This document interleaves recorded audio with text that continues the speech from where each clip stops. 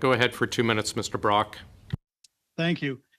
Thank you for the witnesses for your attendance. I apologize. I had some technical difficulties myself.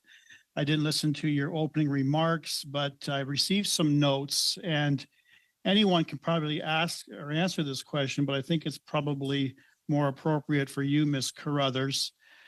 Something in regards to your opinion that you took a proactive approach to not only the audit itself, but the recommendations. Isn't it fair to say that you were literally caught with your hand in the cookie jar, that the jig was up, public opinion was so strong with regards to this failed, corrupt practices exhibited by a number of departments in terms of outside contracting with outside consultants?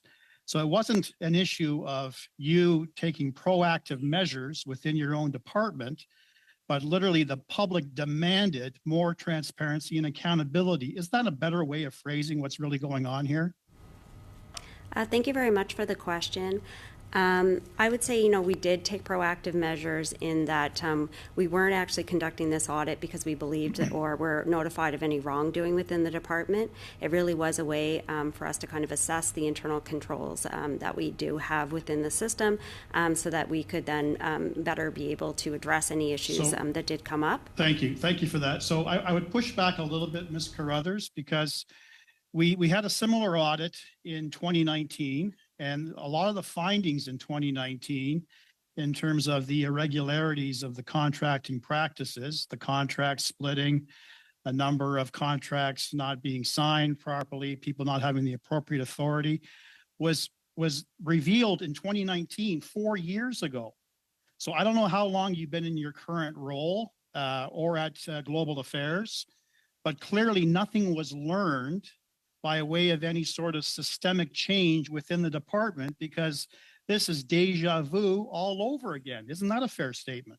Well, thank you very much for the question. What I would say is, yes, the time frame for this audit went from April 2018 to June 2023.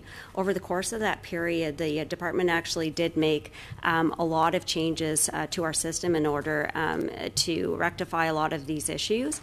And in fact, I think if you went back, and which we have, and to look over the last couple of years, what's taken place is we've actually reduced the occurrence of errors in our post-payment verification process.